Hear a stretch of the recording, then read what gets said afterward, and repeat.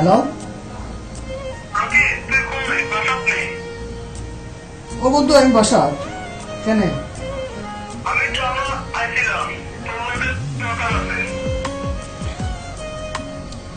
ওকে যাই, তুই বাসা, আমি বাসাত আছি। আচ্ছা ওকে বন্ধু।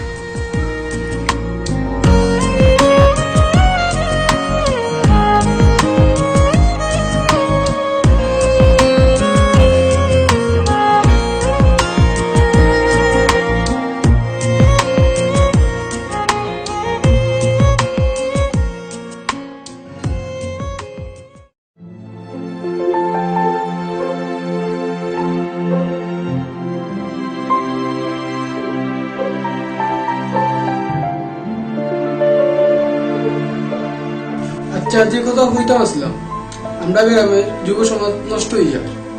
তুই টাউনে আসস, ভালো আসস। এই কি তা বসবো, কি তো হয়েছে? আমরা গ্রামের ছোট ছোট ভাই ভাতিজা দিন দিন মাদকে আক্রান্ত হয়ে যায়। আমরা মহিনও এখন মাদক সেবন করে। Oh my God, so very sick. She is my good friend. এত দূরে এলো এগুলো কেন? খিতা হইতাম বন্ধু, বুঝলাম না। ওকে, কালকে আমি গ্রাম হয় না, তুই সবে লইয়ে থাকিস। আচ্ছা বন্ধু, আজ উঠি যাই। উঠে যেতে? হয়। আচ্ছা ওকে, ঠিক আছে, কালকে ওকে।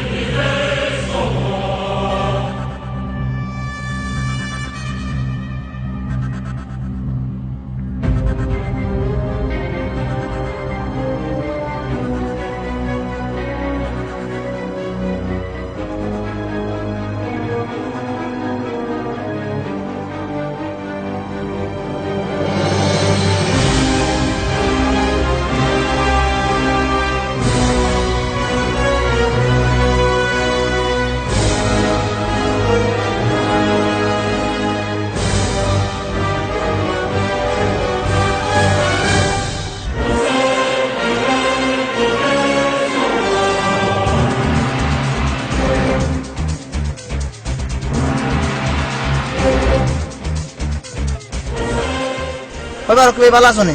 গ্রামে কোন সময় আইলাই? ওরে ভাই ভালো আছি। ও আজকে একটু সকালে আইছি। আমরা ওই দিকে আমি ভালো আছি।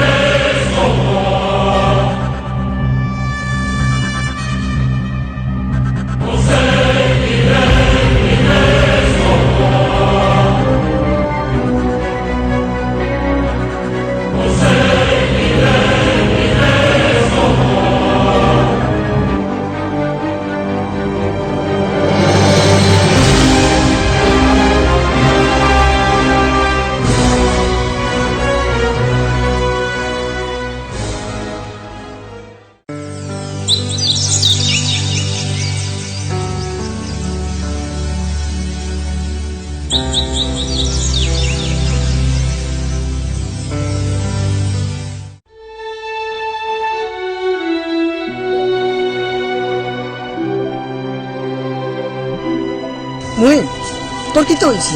আস্তা তোরই নেশা করে কেন? জানি না, আমি কিচ্ছু জানি না।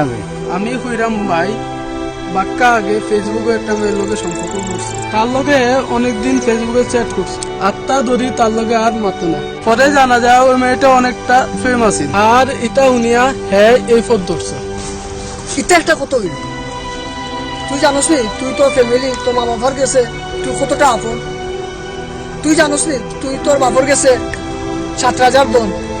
তুই জানোস নি তোর মা তোরে 10 মাস 10 দিন গর্ভ রাখিয়া কতটা কষ্ট করছো, খে না খে তোরে ফালাইয়া গেছে। একটা পুরীর লাগে তুই তোর জীবন নষ্ট করবে।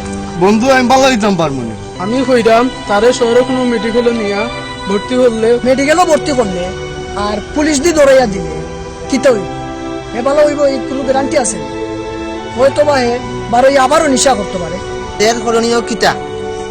এর করণীয় হইল গিয়া তার নিজের ইচ্ছা শক্তি। তার ইচ্ছা থাকলে হে নেশা করা ছাড়তে পারে। দেখ না, তুই তোর পরিবারের কথা চিন্তা করিয়া একটা মেয়ের কথা বলিয়া তুই বালা পথে আয়, নেশা করা ছাড়। দেখ তোর ইচ্ছা শক্তি হইল গিয়া সব, তুই 5 ওয়াক্ত নামাজ পড়, দেখবে না তুই অটোমেটিক ভালো হইস। আজ থেকে আমি আর নেশা করতাম না। আর তারে কিতা করতাম, এত সব নষ্টর ভুল। তোমরার কথা শুনিয়া আমি ভালো হইতে চাইলাম। আসুন আমরা মাদককে না বলি, আমরা যদি সবাই সচেতন থাকি তাহলে এই দেশের যুব সমাজ মাদক থেকে মুক্তি পাবে।